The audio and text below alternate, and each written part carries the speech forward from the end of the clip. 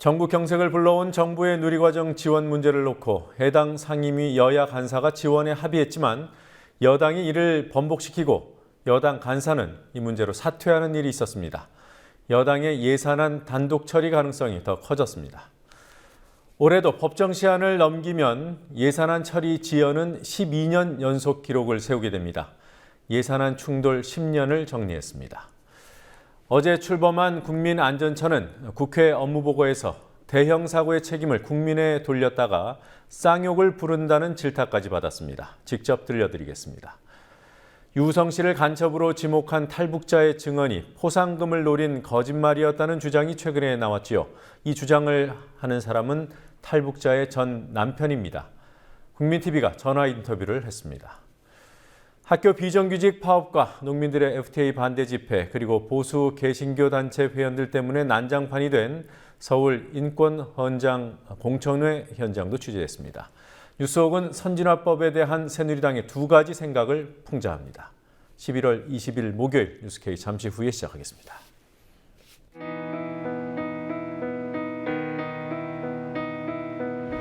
(1960년 4월 19일) 당시 언론은 빨갱이 데모라고 했습니다. 지금 우리는 혁명의 역사로 기억합니다.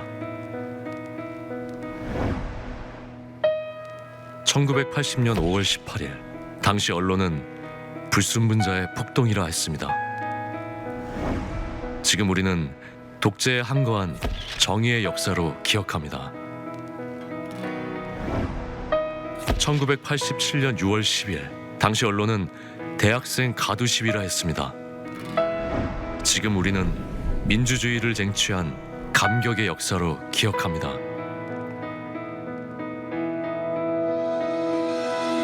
백 없고 돈 없는 노동자, 서민, 학생들이 스스로 타올라 역사를 만들었습니다.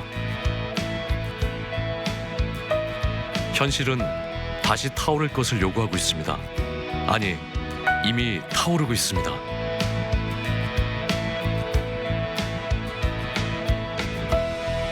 빨갱이를 종북으로, 불순분자를 외부 세력으로, 언론은 말만 바꿨을 뿐 역사를 부정하고 있습니다. 2014년 4월 1일 국민TV가 개국한 이유입니다. 국민TV는 역사를 역사로 기록하겠습니다.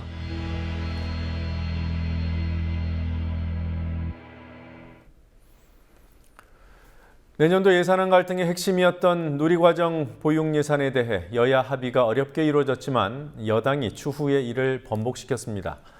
이보다 앞서서 야당은 박근혜 대통령의 여야 지도부 초청에 응하지 않았습니다. 새정치민주연합은 여야가 협상을 해야 할 때지 교시를 받을 때가 아니라는 말로 초청 불응 입장을 설명했습니다. 정치권 취재하고 있는 PD 연결해서 알아보겠습니다. 권현주 PD. 네, 권현주입니다. 자, 누리과정 합의에서 번복 그리고 여당 간사 사퇴까지 2시간도 안 걸렸다고 들었습니다. 오늘 교문위에서는 어떤 상황이 있었던 겁니까?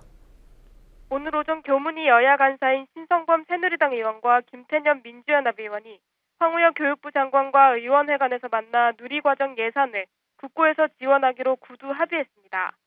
누리과정 예산 중 올해보다 늘어나는 5,600여억 원을 교육부 예산으로 편성해 예결위로 넘기되 예결위에서 지원 규모가 확정되면 지방채 발행 규모를 줄이는 방향으로 국비와 지방채를 연동시킨다는 내용입니다. 야당의 요구대로 누리과정 예산을 중앙정부가 책임지되 예결위에서의 일부 조정 가능성을 열어둔 겁니다. 이 같은 합의 내용이 언론에 보도되자 김재원 새누리당 원내수석 부대표가 즉각 기자회견을 열고 합의를 받을 수 없다고 거부했습니다. 상임위 간사 차원에서 그런 의견이 오갔는지는 모르겠지만 당 지도부와는 전혀 사전에 논의하거나 당 지도부와 협의한 사실도 없고 우리 당은 그러한 합의를 할 의사가 전혀 없다는 점을 다시 한번 밝혀드리겠습니다. 누리과정 예산은 지방교육재정교부금으로 해야 한다는 명백한 법적 근거가 있고 그러자 신성범 새누리당 의원은 급히 기자회견을 열어 황우여 장관이 여당과 협의를 거쳤다고 생각했고 신 의원 본인은 교문위의 정상화를 위해 대승적 차원에서 동의했다고 해명했습니다. 신 의원은 합의 여부를 둘러싼 혼선에 대한 책임을 지겠다며 교문위 간사직을 사퇴했습니다. 상황이 합의 이전으로 돌아가면서 오후 3시로 예정됐던 교문위에는 야당 의원들만 참석해 예산 심사를 재개하지 못했습니다. 지금 방금 행정실 보고에 의하면 새누리당 의원들께서 오늘 예산 심사에 참여하지 않겠다 이렇게 통보를 하셨다고 합니다. 그래서 야당 의원들만으로 심사를 진행할 수가 없어서 회의를 계속하기 어려울 것 같습니다. 속히 입장을 정리해서 이 소위원회가 정상적으로 진행될 수 있도록 협조해 줄 것을 당부드립니다. 정회를 선포합니다. 네, 세월호 특별법 합의 번복대와 여야 입장이 정반대가 됐습니다. 야당은 지금 어떤 입장인 겁니까? 교문위 야당 간사인 김태년 의원은 오후 기자간담회를 열어 여야 간사와 주무부처 장관의 합의 사항을 김재원 수석이 전면 부정하는 것은 집권 여당의 자세가 아니라고 비판했습니다. 이런 표현이 어쩔지 모르겠는데 일개 수석이 그래도 자당의 대표까지 지내신 분이 책임 있는 주무부처 장관으로서 여러 가지 상황들을 고려해서 합의한 것에 대하여 그렇게 그냥 한 칼에 잘라버리고 뒤엎어버리는 것이 글쎄요, 제가 정치하면서 저 정치권에 들어온 지 10년이 조금 더 됐습니다만은 이런 경우는 제가 한 번도 못 본 것 같습니다. 서영교 민주연합 원내대변인은 새누리당은 김재원 수석의 당이냐고 비난했습니다. 김태년 의원은 어제 여야 원내수석 부대표와 교문위 간사가 가진 2+2 회동에서도 합의가 거의 마무리된 상황에 김 수석이 어딘가 전화를 한 후 합의를 뒤집었다고 주장했습니다. 어딘가에 전화를 하더니 안 되겠다 이렇게 잘라버리더라고요.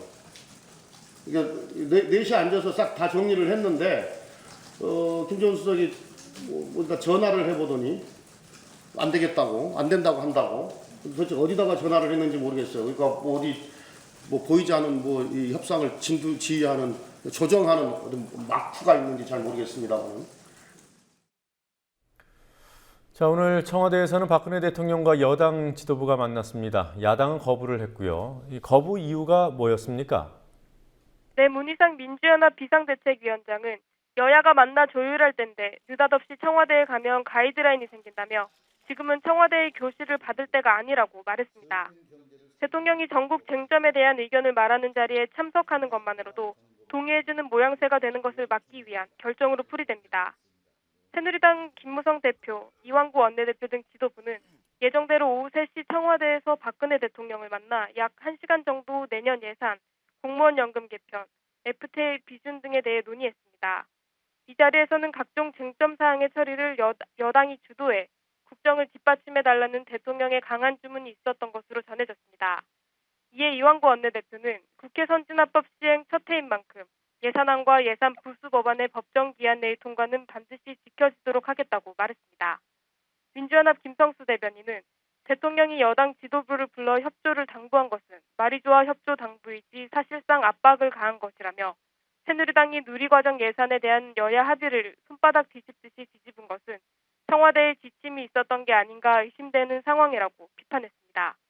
지금까지 국민TV 뉴스 권현주입니다. 매입 금액만 1조 6천억 원에 했다가 또 이후 투자금까지 2조 원 넘게 투자했던 캐나다 정유기업 나를 최근 석유공사가 5년 만에 매각했지요. 매각 대금이 투자금의 100분의 1인 200억 원이다. 이보다는 조금 많은 350억 원이다. 이 정도로 보도됐지만 실제로는 그 돈도 못 건지고 오히려 240억 원의 마이너스가 발생했다는 분석 결과가 나왔습니다. 마이너스가 난 것은 나를 사들이는 상대 측에 웃돈 수백억 원을 얹어줬기 때문입니다. 그리고 매매 상대가 미국 은행이라고 했지만 알고 보니 부동산 투기업체였습니다. 참여연대와 정의당이 밝힌 내용 직접 들어보시겠습니다.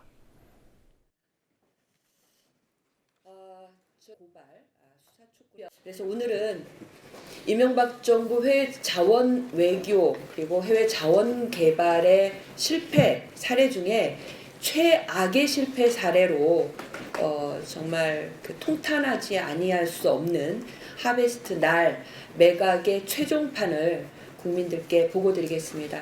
먼저 석유공사가 지금까지 2조 원을 넘게 투자한 하베스트 날의 매각 대금은 마이너스 240억 원임이 밝혀졌습니다.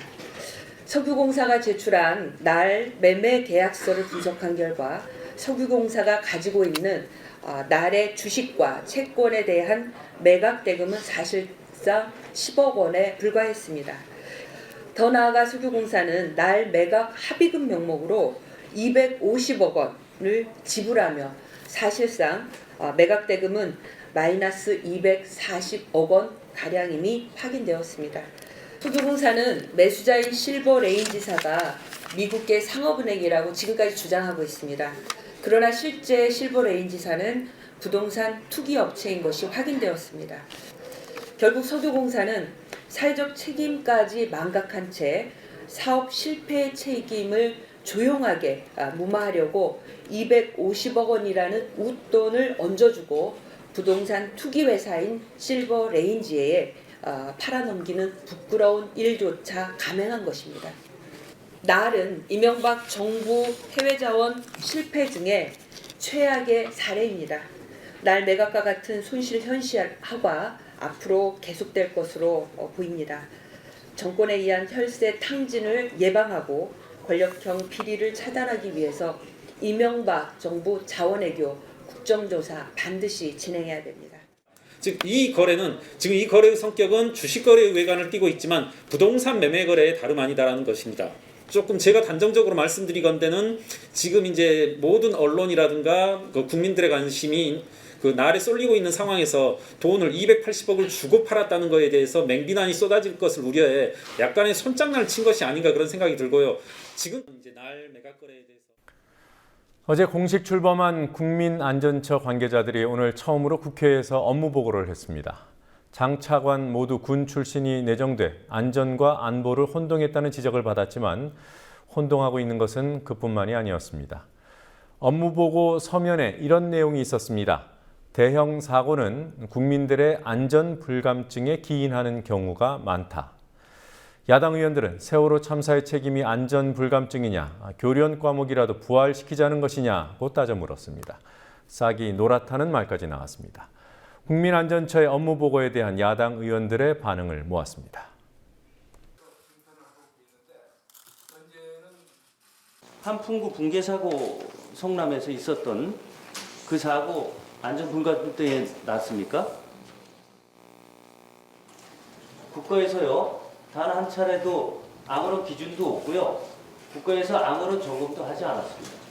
국가가 할 일은 다 해 놓으셔야 되는데 아무것도 안 해놓으시고 지금 발상은 안전 불감증. 그럼 어떻게 하실 겁니까? 이거 애양단이라도 만드셔야 되는 거예요? 아니면 교련 과목이라도 다시 부활해야 되는 겁니까? 그 대신 이제 이런 안전의식 제고를 말씀드리는 것은 어떤 법령과 제도만으로 모든 사고를 예방할 수는 없다. 또 그런 법령과 관계되는 규정이라든가 하는 것을 정비하면서 아울러 모든 사람들도 안전의식을 좀 제고시켜야 되지 않겠나 하는 차원에서 대부분의 대형 사고가 국민들의 안전 불감증에 기인하는 경우가 많음에도 불구하고 그간 안전관리는 정부의 영역으로만 인식. 안전관리는 정부의 영역입니다. 그런데 이런 괴팍한 논리로다 지금 처음부터 시작을 이렇게 하십니까? 이게 뭐예요? 문제점과 개선 방안의 세 번째가 국민 안전 불감증과 비정상적 관행. 세월호 참사의 그럼 책임이 안전 불감증입니까? 그러면 거기에 수학여행 갔던 아이들이 책임입니까? 예? 배 탄 사람이 책임이에요? 이게 뭔 말이에요? 안전 불감증이라는 게. 예? 세월호 참사의 문제점 이게 원인에 안전 불감증이 왜 들어갑니까? 예? 안전 컨트롤 타고가 없고 대응 역량 부족 이런 거 아니에요? 근데 안전 불감증은 뭐예요? 책임 회피예요? 예? 잘못한 거잖아요. 안전 불감증 이게 국민 이 국민들한테 이게 납득시킬 수 있어요? 정말 쌍욕이 나오죠. 이게 이렇게 하면요. 예?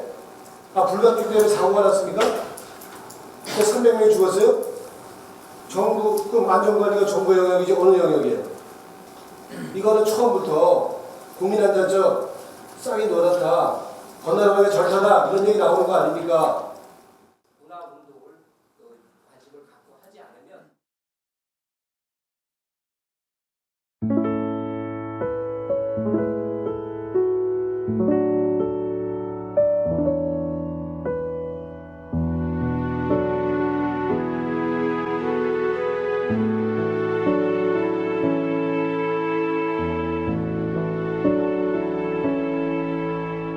쓴다 하루를 쓴다 두 팔로 춤추며 다가올 그날 뒤틀린 작은 손 흔들거려도 움켜진 꿈으로 하루를 쓴다 하루를 쓴다 쓴다 쓴다 하루를 쓴다 누구나 꽃처럼 아름다운 그날 뒤틀린 내 인생 흔들거려도 움켜진 꿈으로 하루를 쓴다 하루를 쓴다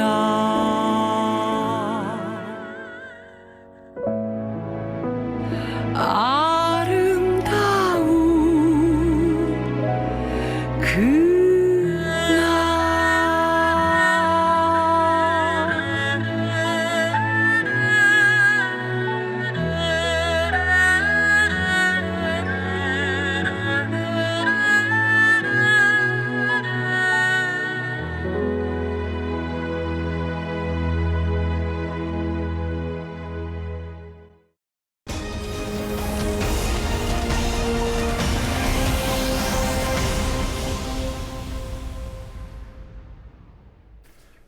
농민들이 오늘 도심에서 대규모 집회를 열었습니다. 집회 장소에는 한복 입은 대통령 인형이 등장했고 농민들은 그 인형을 향해 성난 민심을 표출하기도 했습니다.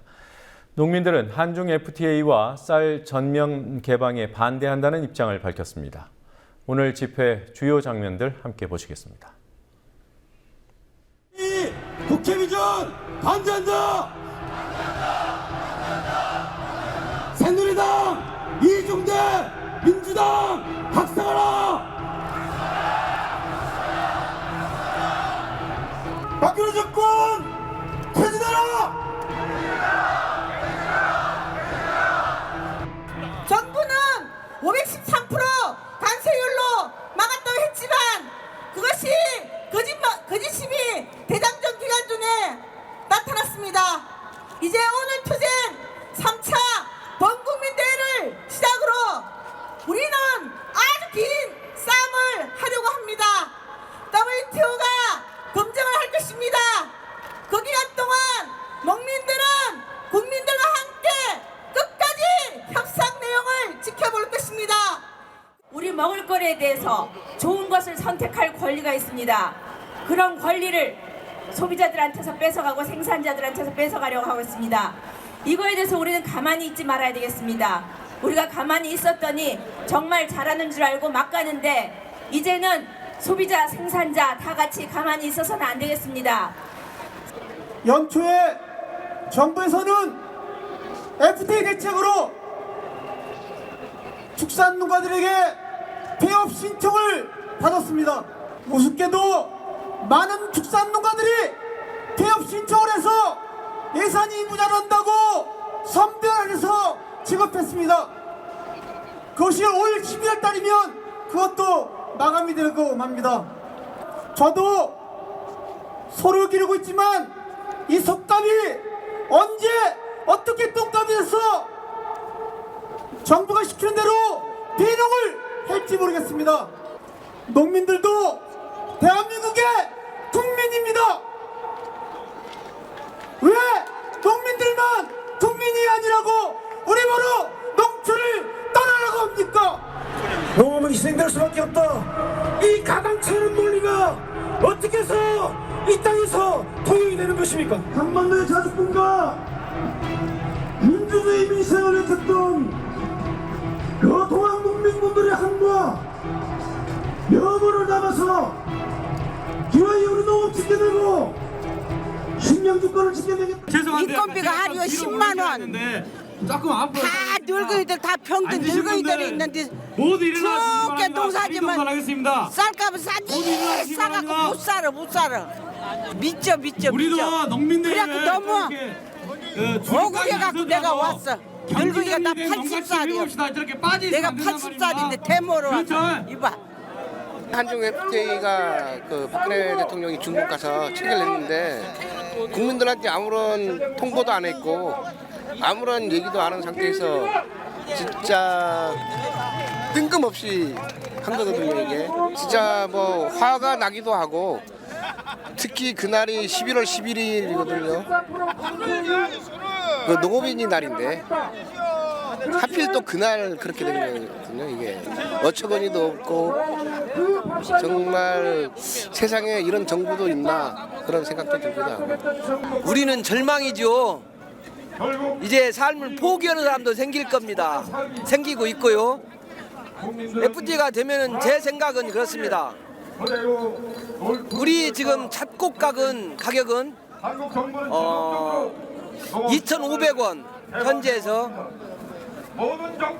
이제 지금 중국산 그 잡곡하고 맞추려고 생각하는가 봐요. 우리 인건비는 최소한 4,000원 이상은 돼야 되는데 그래서 FTA를 하면 정말 안 되는데 하면서 일로 왔습니다. 뭐 소비자들의 당장 좋죠. 싼 걸 먹어도 좋지만 나중에 지속적으로 되면 정말로 실제로 우리 이 농사가 다 망가지잖아. 그럼 우리 스스로가 그때 나중에 수익 개방해서 금액을 올려버리면 그 비싼 값 주고 사 먹어야 되잖아요. 굉장히 저는 분통 터지는 일이라고 생각을 하거든요. 그렇게 개방이 된다 하더라도 범국민적으로 우리 쌀 먹기 운동이라든가 우리 밀 먹기 운동이라든가 우리 농사 지키는 운동을 열심히 해서 우리 스스로가 지켜낼 수밖에 없다. 정부가 이것을 해주지 않을 거라고 생각을 하거든요. 우리 스스로밖에 못 지킨다고 생각을 했기 때문에 내일도 오고 모레도 오고 계속 올 거예요.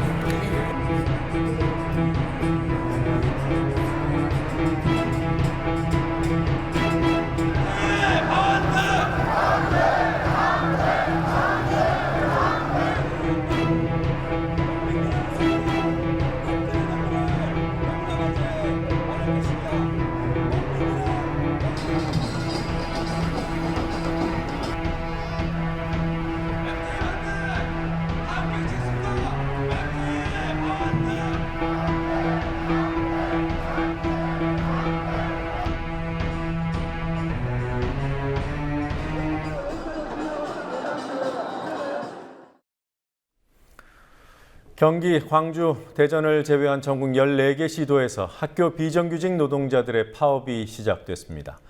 한 노동자는 급식 중단으로 내 아이도 빵을 먹겠지만 지금과 같은 비정규직의 미래를 물려주면 안 되겠다는 생각으로 파업에 동참했다고 말했습니다. 교육 현장에서 발생하는 차별과 불평등을 알리는 것 역시 교육이라는 말도 했습니다. 노조는 학교 현장의 불편을 고려해서 파업은 일단 내일까지만 진행한다고 밝혔습니다. 성지훈 PD가 취재했습니다. 오늘 오후 서울의 한 초등학교 급식 조리실입니다. 한참 분주해야 할 점심시간이지만 급식 조리실은 텅 비어 있습니다. 급식 조리 노동자, 학교 도서관 사서 노동자 등 학교 비정규직 노동자들이 오늘부터 처우 개선을 요구하며 파업에 들어갔기 때문입니다. 날도 추워지고 그러는데 갑자기 어저께 바로 통보를 받았었거든요. 그래서 바로 도시락통 싸고 도시락도 급하게 또 보온 도시락통 싸고 아침에도 일찍 일어나서 해야 되고 해서 많이 불편했습니다.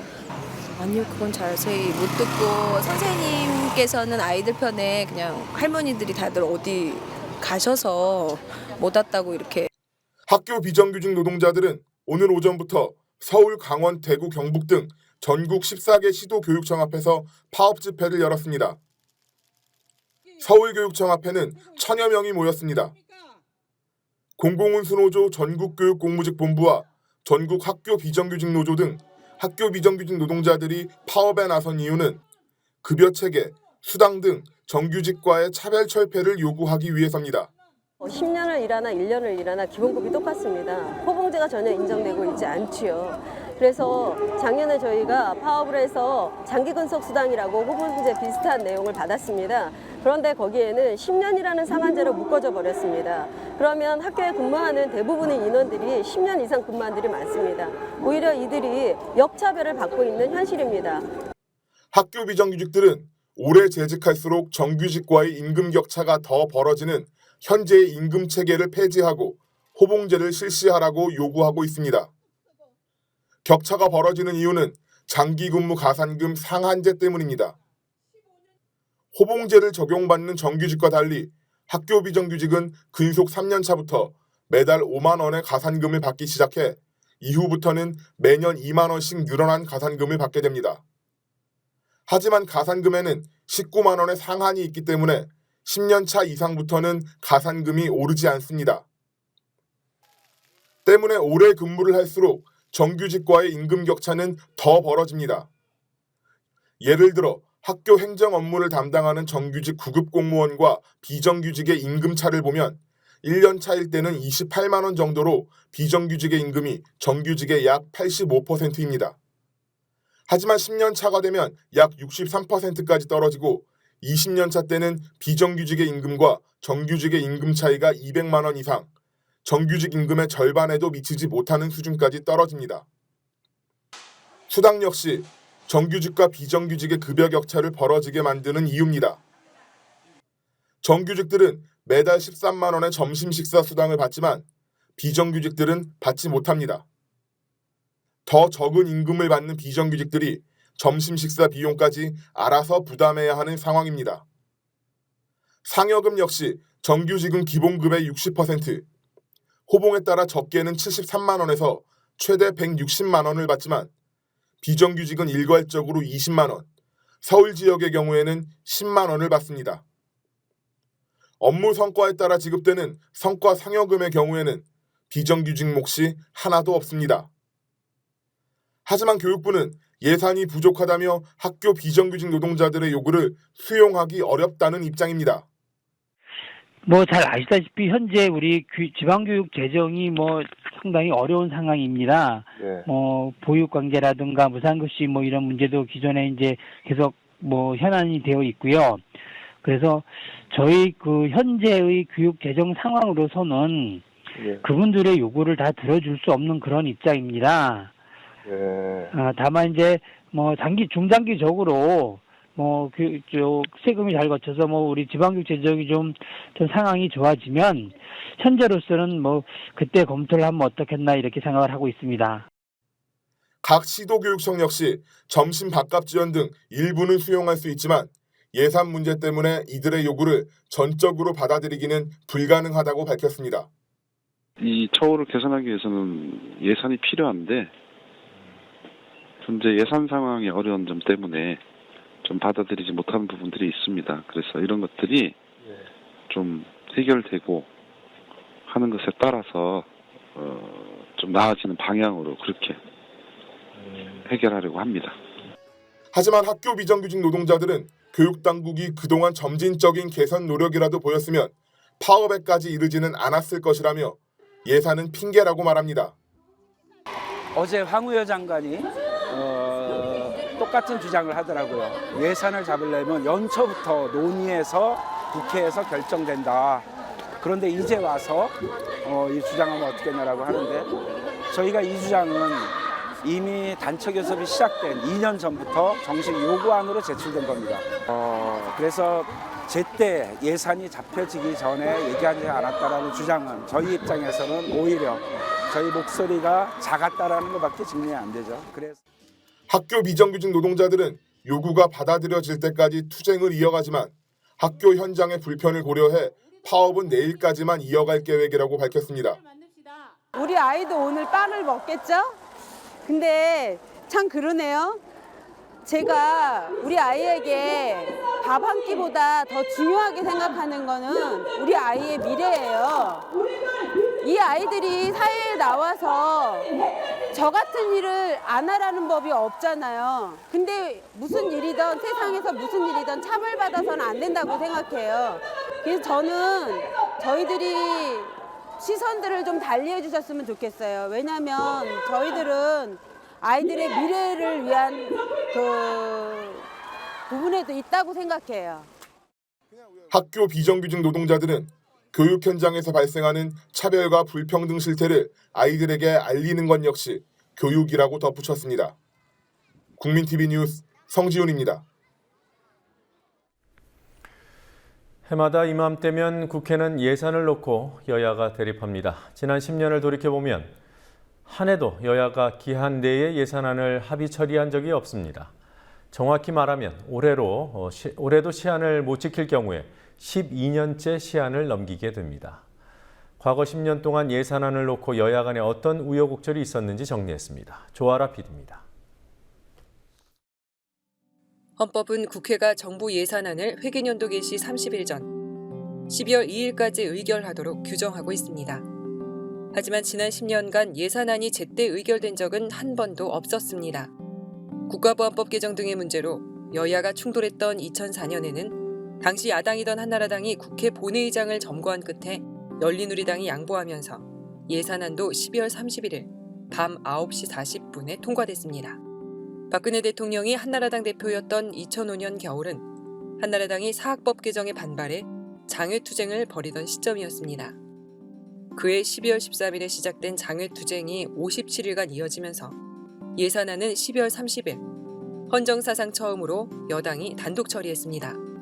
2006년에는 사학법을 재개정하는 문제로 인한 여야 대립이 예산안 기한 내 의결에 걸림돌이었습니다. 여야는 이른바 대선 예산을 12월 27일에 의결했습니다.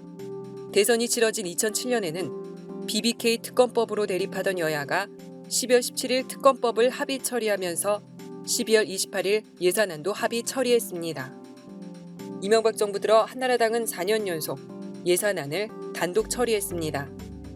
2008년 12월 13일 이른바 부자감세 법안들에 반대하는 민주당이 불참한 가운데 한나라당 단독으로 예산을 의결했고 2009년 역시 한나라당은 12월 31일 새벽 야당이 반대했던 일명 4대강 예산안을 기습 처리했습니다. 2010년에도 여야는 4대강 문제로 충돌했습니다. 한나라당이 예산안과 함께 4대강 친수구역 활용 법안을 상정하자 야당이 반발했고 결국 12월 8일 단독 처리됐습니다. 국정원 예산이 쟁점이었던 2011년에는 12월 31일 자정 직전 새해를 불과 30여 분 앞두고 야당 의원들이 대부분 퇴장한 상황에서 예산안이 의결됐습니다. 2012년과 2013년엔 연내 처리에도 실패했습니다. 결국 해를 넘겼지만 1월 1일 여야 합의로 처리됐습니다. 올해는 헌법이 요구하는 12월 2일 기한 내 처리 가능성도 없지 않습니다. 2012년에 만들어진 국회 선진화법이 11월 30일까지 예산안 심의가 끝나지 않을 경우 정부안이 자동 상정된다고 규정하고 있기 때문입니다. 여야가 합의할 경우 심의를 연장할 수 있지만 새누리당은 12월 2일 단독으로라도 처리하겠다는 입장을 고수하고 있습니다. 국민TV 뉴스 조아라입니다.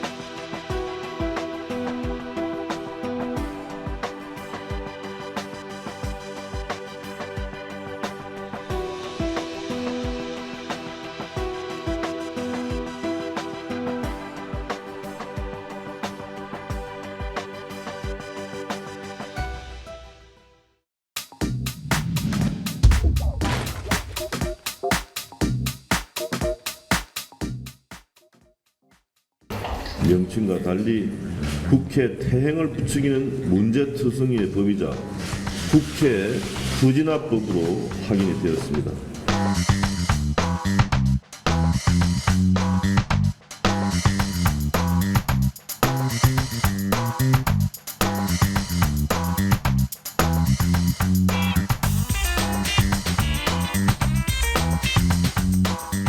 정부조직법 개편이 미뤄지자 직권상정 카드를 새누리당이 추진하고 있습니다.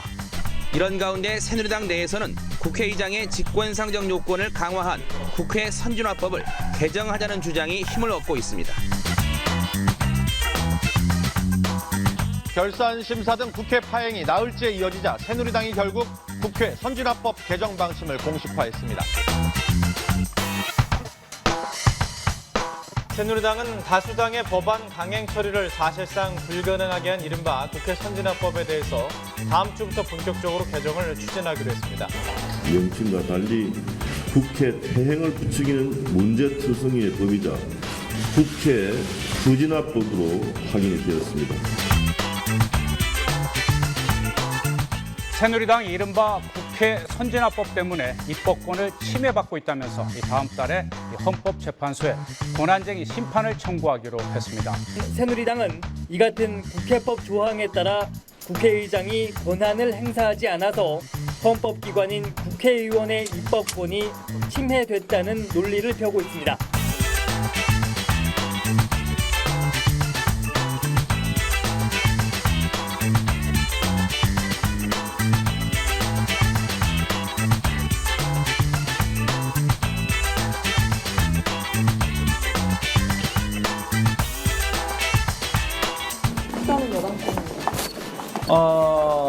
이상하게 선진화법이 좋은 법이더라고요.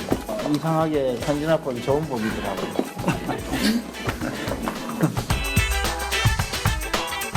명칭과 달리 국회 태행을 부추기는 문제투성이의 범위자 국회 부진화법으로 확인이 되었습니다. 이상하게 선진화법이 좋은 법이더라고요.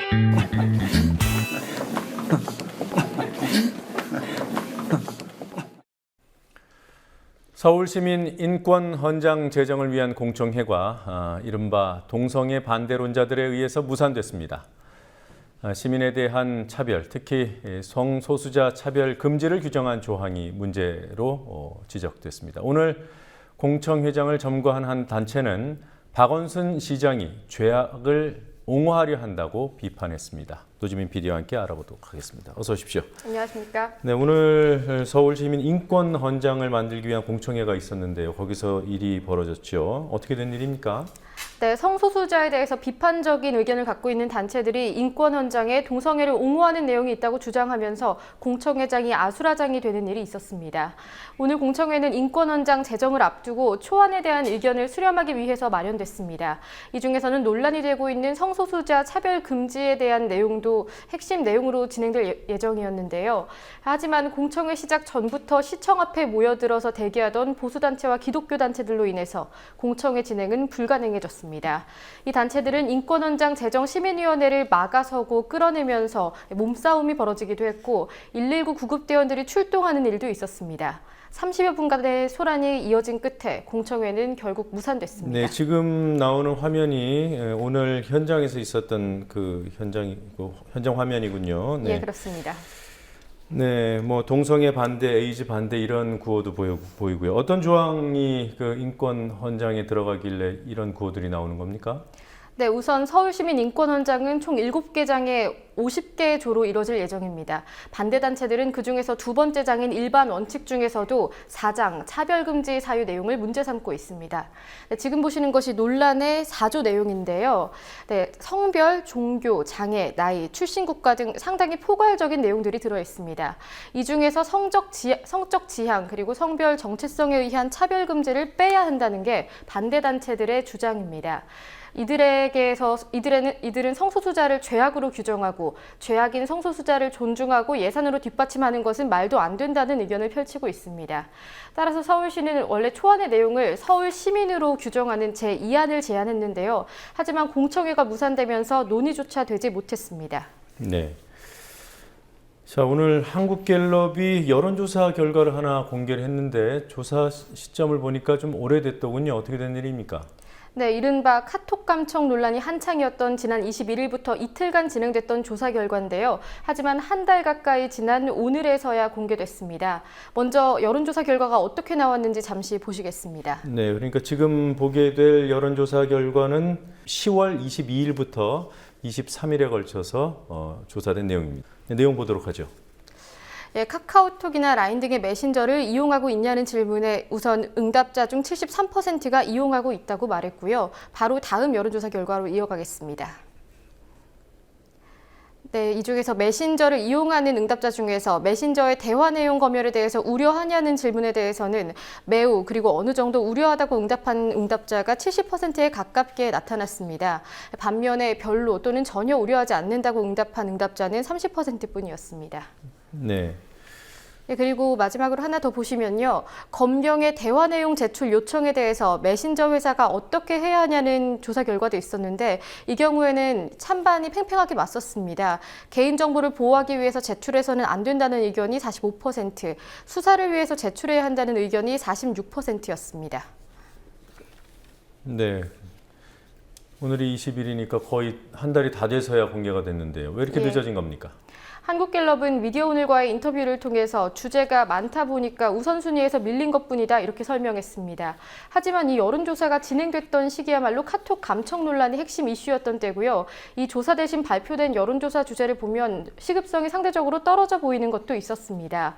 갤럽이 공개한 여론조사 중에서 지난주 21일 즈음에서 이뤄진 여론조사는 3개입니다. 네. 새누리당이 카톡 대화 보관 기간을 늘려야 한다고 주장하고 또 김진태 검찰총장이 카톡 측이 감청에 불응한다면 긴급 감청을 할 수도 있다고 말해서 논란이 됐던 바로 그 시기쯤입니다. 하지만 갤럽은 24일 개헌에 대한 의견을 발표한 데 이어서 30일에는 한국인이 좋아하는 TV 프로그램에 대한 여론조사 결과를 발표했습니다. 하지만 한창 핫 이슈로 떠올랐던 사이버 검열에 대한 여론조사 결과는 한 달이 지난 오늘에서야 공개됐습니다. 네, 그러니까 한국인이 좋아하는 TV 프로그램이라는 저러한 주제로 진행된 여론조사 결과에 밀려서 한 달이 지난 뒤에야 발표가 됐다는 얘기군요. 네, 그렇습니다. 자, 오늘 함부로 잘린 알바들의 성토대회라는 다소 이색적인 제목의 행사가 있었습니다. 어떤 자리였는지 설명을 좀 부탁드리죠. 네, 알바노조가 그간 아르바이트 노동자들이 겪어온 부당해고 사례를 발표하는 자리를 가졌습니다. 오늘 부천 역곡 맥도날드 앞에서 진행됐는데요. 이 자리에는 지난 5월 뉴스케이가 보도했던 맥도날드의 주유수당 미지급 꼼수 폭로자인 이가현 씨도 해고 노동자로서 참여했습니다. 이 씨는 지난 9월 동료들이 노조 활동을 불편해한다는 이유로 내일부터 나오지 말라는 통보를 받았습니다. 이 말은 점장이 한 말이었습니다. 네, 이렇게 함부로 잘리게 된 해고 노동자들, 알바 노동자들 자신이 잘린 이유, 그러니까 해고된 사유조차 통보를 못 받았다고 그래요. 네, 그렇습니다. 알바노조는 이른바 함부로 잘린 알바 노동자에 대한 여론조사를 진행해서 결과도 발표했는데요. 해고된 알바 노동자 중에서 약 40%는 자신이 왜 잘리게 됐는지 해고 사유조차 몰랐고 55.3%는 사유를 고지받긴 했지만 정당하지 않았다고 답했습니다. 게다가 전화나 카톡, 문자메시지 등으로 일방적인 해고 통보를 받았다는 응답자는 무려 62% 수준이었습니다. 그런데 잠시 화면을 보시면요. 네, 지금 보시는 것은 근로기준법상에 규정되어 있는 해고 관련 조항입니다. 26조에 보시면 사용자는 근로자를 해고하려면 적어도 30일 전에는 예고를 해야 하고 또 30일 전에 예고를 하지 않았을 때는 31분 이상의 통상임금을 지급해야 한다고 규정되어 있습니다. 또한 해고 사유와 해고 시기를 서면으로 통지해야 하고 이렇게 서면으로 통지해야만 해고의 효력이 있다고 되어 있습니다. 네. 자, 세월호 진상조사 특별위원회 구성을 해야 되는 시점이 다가온 것 같습니다. 일정은 이제 시작이 되는 모양이에요. 내일부터입니까? 네, 해양수산부가 내일부터 세월호 진상조사특위위원 선출을 위한 희생자 가족대표회의 참여자를 모집합니다. 희생자 가족들은 17명의 진상조사위원 중에서 3명에 대한 선출권이 있습니다. 최종 선출은 다음 달 6일인데요. 희생자 가족대표회의의 논의를 통해서 결정됩니다. 해수부는 참여 신청서를 내일 홈페이지에 게시하고 또 가족들에게는 이메일로 발송할 예정입니다. 참여를 원하는 가족은 신청서를 안산 경기도미술관 또는 인천 YWCA 회관에 방문하거나 우편을 통해서 접수할 수 있습니다. 네. 자, 삼성전자가 특이한 상을 받았습니다. 예. 피노키오 상이라고요. 네, 프랑스 비영리 단체들이 지난 2008년부터 환경 파괴나 인권 침해를 저지른 기업을 대상으로 발표하는 상인데요. 잘못을 저지르고도 책임 회피로 일관하는 기업들을 거짓말쟁이로 규정하면서 거짓말의 상징인 피노키오의 이름을 붙인 겁니다. 피노키오 상은 추악한 수익, 이기적인 수익, 환경을 파괴한 탐욕 등 3개 분야로 나뉘어져 있는데요. 이 중에서 삼성전자는 올해 가장 추악한 수익을 추구한 기업으로 선정됐습니다. 네. 자, 이렇게 선정된 이유를 좀 알아봐야 될 것 같은데요. 그 단체에서는 뭐라고 얘기합니까? 네, 이 단체는 기정부 기구들은 삼성전자를 선정한 이유를 이렇게 표현했습니다. 삼성은 첨단 휴대전화를 자랑하지만 그 제품이 아동노동 등 가혹한 환경에서 만들어지는 것은 부끄러워하지 않는다라는 겁니다. 지난 7월 미국 인권단체인 그린 아메리카는 삼성전자의 중국 공장에서 미성년자들이 계약서도 없이 적은 임금으로 하루 11시간 이상 혹사당한다고 고발했는데요. 이것이 삼성전자가 추악한 수익 추구 기업으로서 피노키오상을 받게 된 결정적인 이유였습니다. 삼성전자는 지난해 피노키오상 참여기구인 국민연대 등으로부터 중국 하청공장의 인권을 침해했다는 혐의로 현지 법원에 기소됐는데요. 하지만 삼성전자 측은 아동공 채용에 대한 무관용 원칙을 적용하고 또 주기적으로 근로환경 점검 조사를 하고 있다고 해명한 상태입니다. 네, 오늘 여기까지 듣겠습니다. 수고했습니다. 간첩 조작 사건의 피해자 유우성 씨를 수사 초기 간첩으로 지목했던 탈북자가 사실은 복수심과 포상금 때문에 거짓 증언을 했다는 주장이 최근에 나왔습니다. 이 주장을 한 사람은 탈북자의 전 남편 김모 씨입니다. 김 씨는 국민TV와의 전화 인터뷰에서 자신이 만든 시나리오대로 전 부인이 증언을 했고 동아일보와의 인터뷰는 국정원이 주선했다고 말했습니다. 인터뷰 전체 내용은 내일 아침 조상훈의 뉴스바에서 방송될 예정입니다. 먼저 일부 인터뷰 발표 내용 들어보시도록 하겠습니다. 그 시나리오 공모는 그러면 그 전 부인하고 그 박 선생이라는 분이 만든 겁니까? 아니죠. 예, 그거는 저하고 베란다에서 예. 담배 피면서 김선하고 김선 어쨌든 검찰에 나가는 상황이고. 가서 뭐라고 말해야 될까? 예, 그냥 자기로서는 그게 안 되니까 저한테 여러모로 부탁한 거 자기 많이 도와달라 힘을 주고. 예. 자기 혼자 속해 이거지 이렇게 싸워야 되겠나? 이건 안 죽여버려야겠는데. 예. 유우성 내 가족을 이렇게 험악한 말을 좀 많이 던지면서 그런 얘기를 하는 거예요. 그래서 저는 그저 얼마나 온수를 줬고 얼마나 상처를 받을 수 있는 여자가 이렇게까지 나오는가. 예, 그래서 제가 말 듣다 보니까 뭐 간첩될 상황이 없거든요, 하나도. 예. 예, 어제 복수심 한 가지예요. 그거 가지고 간첩 무장을 한다는 증거가 없다. 그러니까 방법이 그저 한 가지 있는데 아버지가 술 먹고 실수한 걸로 한 거 할 수밖에 없다. 김 선생님이 그 시나리오 만드는데 좀 아이디어를 주신 그렇죠. 거네요.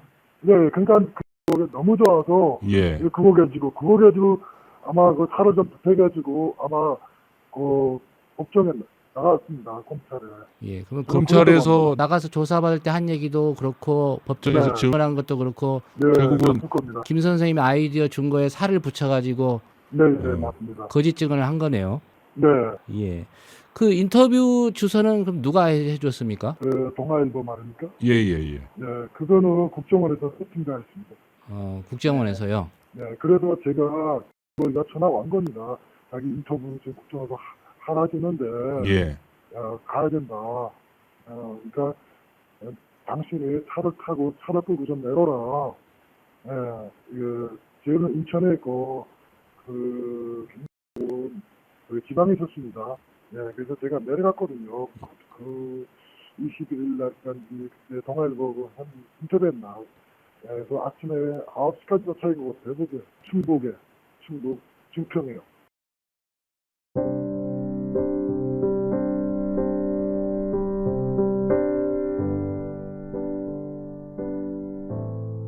마피아 공화국이 되어버린 나라. 협잡과 결탁의 비리가 당연한 일처럼 자행됩니다. 그런 나라의 국민으로 사는 일이 참 끔찍합니다. 하루 이틀 일이 아닙니다. 내일 모레 끝날 일도 아닌 듯 싶습니다. 지옥입니다. 세계에는 이보다 더한 지옥이 된 사회도 있습니다. 그런 나라 소식이 위안이 되시던가요? 국회의원, 관료, 대통령이 나서서 국고를 탕진하고 장성들 스스로 방산비리를 저지르는 나라. 원전 부품조차 이등품으로 갈아 끼우고 사고를 숨기는 나라. 국회의원이 국민을 대변하지 않는 나라. 법은 권력과 금력의 마름이 되어버린 나라.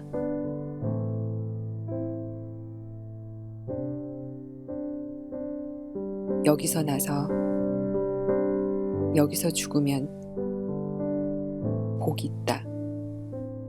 할 수 있을까요? 어리석은 우리들.